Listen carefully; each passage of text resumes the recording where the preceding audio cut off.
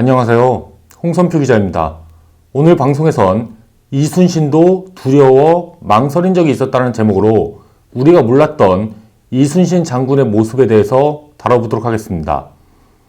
영웅과 겁쟁이는 둘 다 같은 감정을 느낀다. 사람들은 당신이 어떻게 느끼느냐가 아니라 당신이 하는 행동을 보고 당신을 판단한다. 이 말은 전설적인 복싱 트레이너였던 커스 다마토가 남긴 말인데요. 그는 마이크 타이슨을 비롯해 호세 토레스, 플로이드 패터스 같은 당대 최고의 복서들을 키워낸 인물로 유명합니다. 제가 그의 이 말을 처음 접한 곳은 미국 실리콘밸리의 거물 투자자인 벤 호로위츠의 저서 하드싱에서였습니다.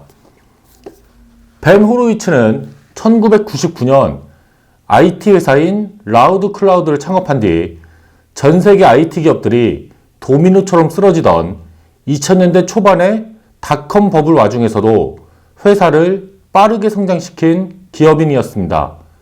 이후 2007년에 회사를 휴렛 패커드에 매각한 뒤로는 벤처 투자자로 왕성하게 활동하고 있습니다.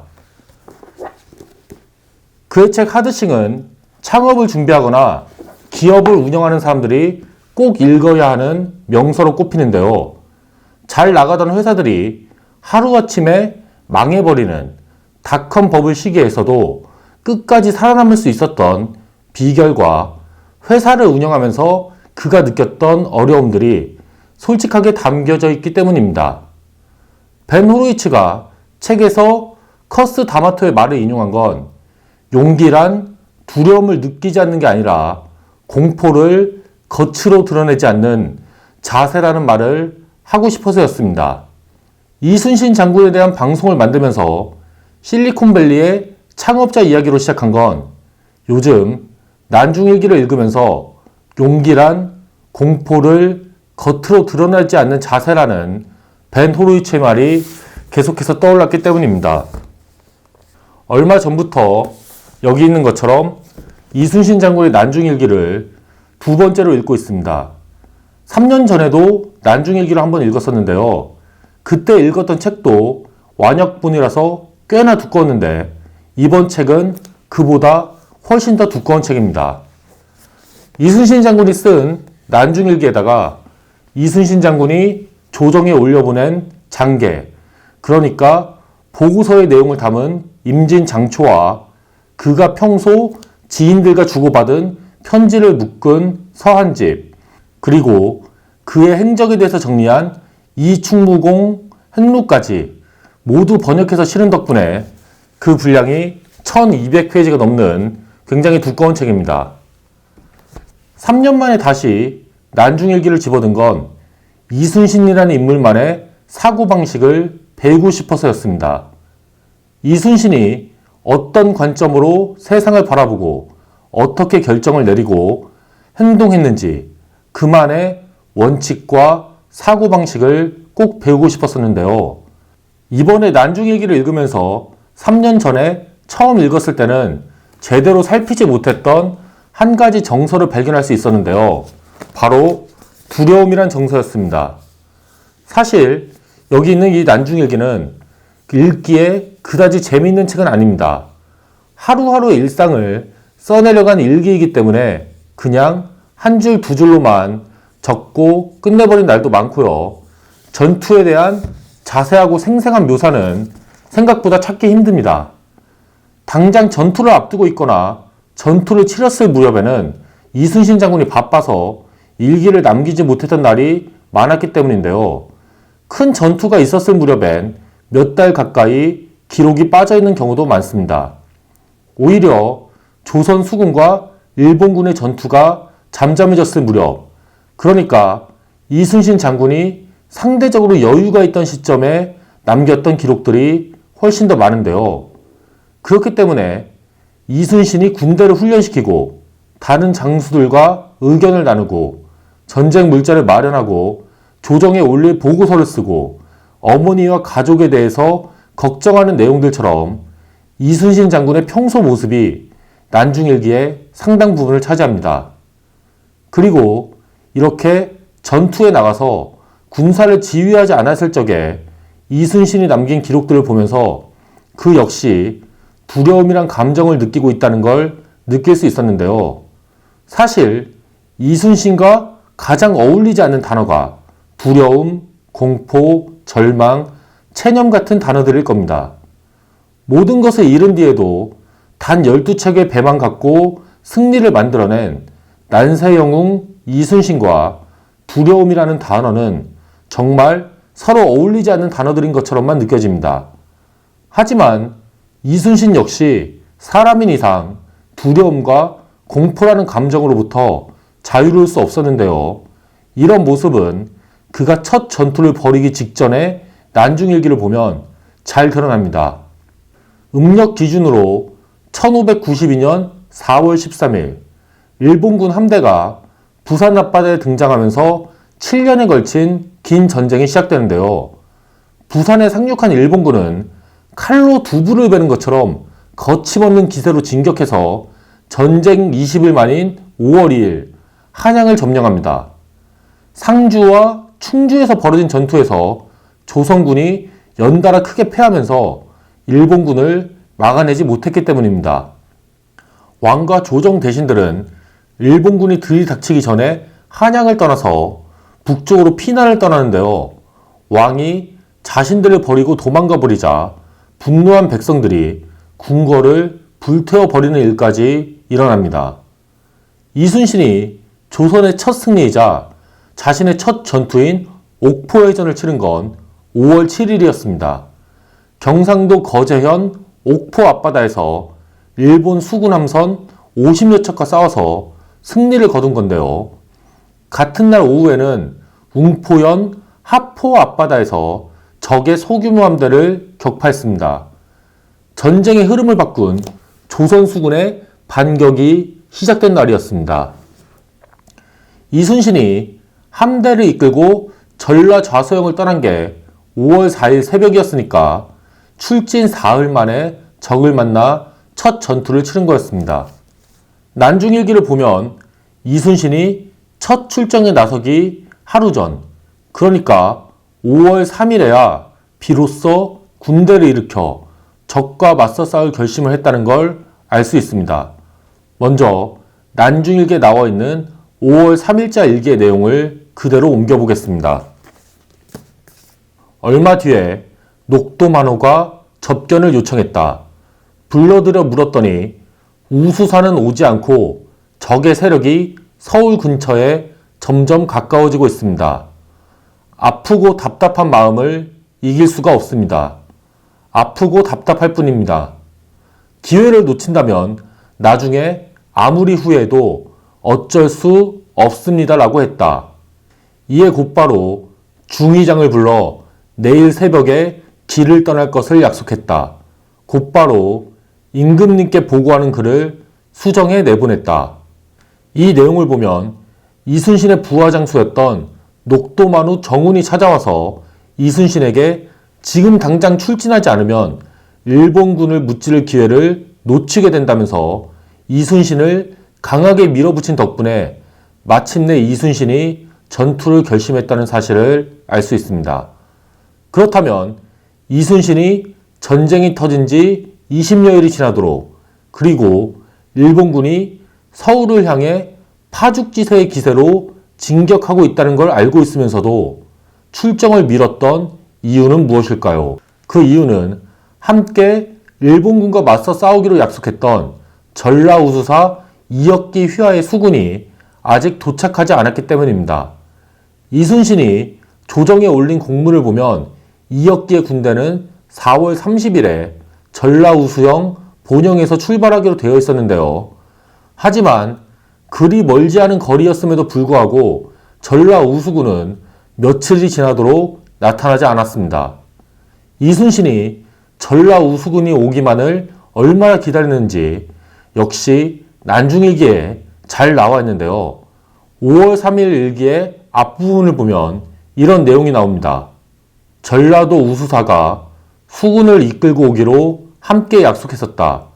그런데 방답의 판옥선이 첨익군을 싣고 오는 것을 보고 우수사가 오는 것으로 생각하고 기뻐했다. 군관을 보내 확인해보니 즉 방답의 배였구나. 놀라움을 이길 수 없었다. 어떤 내용인지 조금 더 자세히 설명드려야 될 것 같은데요. 이 내용은 전라 우수군이 도착하기만을 얼마나 목이 빠지게 기다리고 있었던지 자기 부하 장수의 배를 보고 지원군으로 착각해서 뛸 듯이 좋아했다는 내용입니다. 지원군이 아니라는 걸 확인하고는 놀라움을 이길 수 없었다라고 이야기할 정도로 크게 실망했다는 사실도 알 수 있습니다. 이순신이 이역기의 전라 우수군이 오기만을 얼마나 기다리고 있었는지를 잘 보여주는데요. 그리고 이 일이 있고 몇 시간 안 돼서 녹도만우 정훈이 찾아와서 아까 말씀드린 것처럼 이순신에게 출정할 것을 건의합니다. 지금 출정하지 않으면 적을 막아낼 타이밍을 놓치게 된다는 것이었습니다. 첫 전투를 결심하는 과정을 담은 이 일기들을 보면서 이순신 역시 수적으로 훨씬 우세한 적과의 싸움에 두려움을 느끼고 있다는 걸 알 수 있습니다.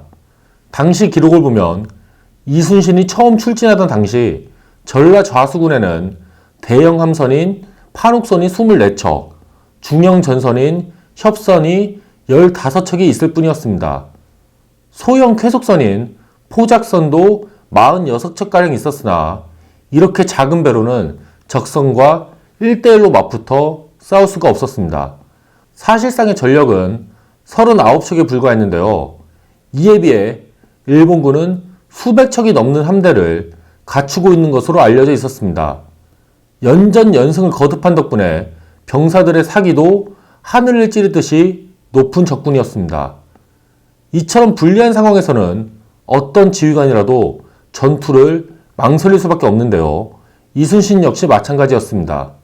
이런 상황에서 승산을 조금이라도 높이기 위해선 전라 우수군과 합류해서 아군의 전력을 강화시켜야만 했지만 전라 우수군의 출진이 계획보다 늦어지면서 지원군이 언제 올지 모르는 상황이 되어버렸습니다. 여기서 이순신은 계속 전라 좌수영에 머무르면서 지원군을 기다린다는 선택을 내릴 수도 있었습니다. 하지만 그랬다가는 일본 수군이 남해를 거쳐 서해로 진출해 전라, 충청, 경기 앞바다를 휘젓는 악몽이 현실이 될 수도 있었습니다. 일본 수군이 서해로 돌아나가 배에 실은 식량과 전투물자를 육군에게 보급하게 된다면 육지의 일본군은 훨씬 더 강해지고 더 많은 조선 백성들이 목숨을 잃게 되고 전쟁에서 질 가능성도 더 높아졌을 겁니다.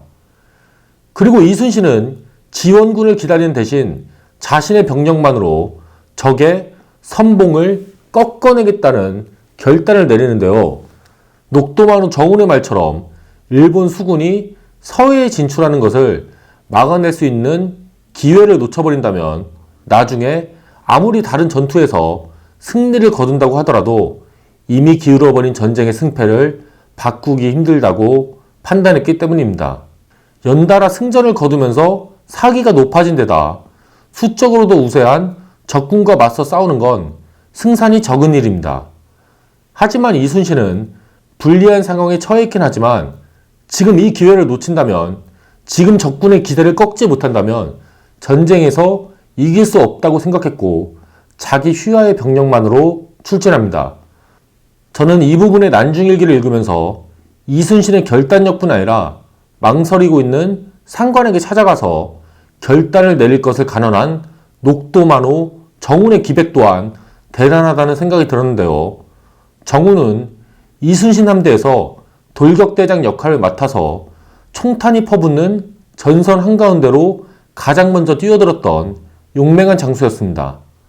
훗날 그가 전투 중에 숨지자 이순신이 직접 제문을 지어 그의 제사를 지내고 조정에 정훈을 기리는 사당을 세워줄 것을 요청했을 정도로 이순신이 믿고 아꼈던 장수였는데요.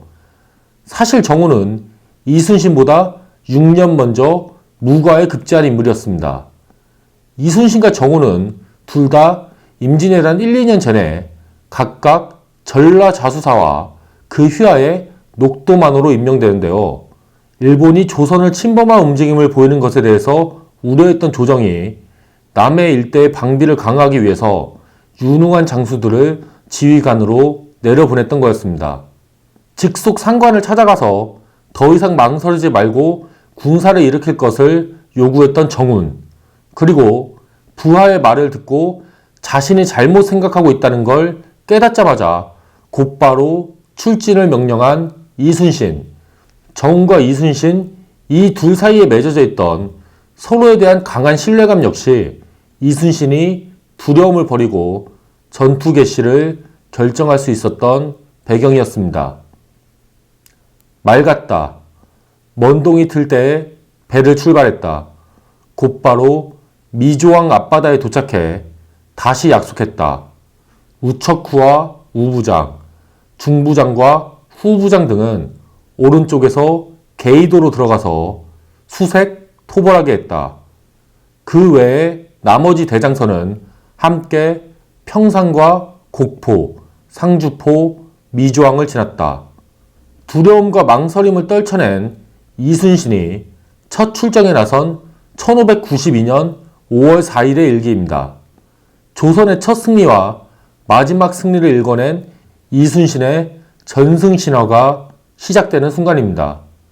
이번 방송에서는 첫 전투에 나서기 직전에 이순신의 모습을 통해 이순신과 같은 인물일지라도 강한 적 앞에서는 두려움을 느꼈다는 사실을 살펴봤습니다.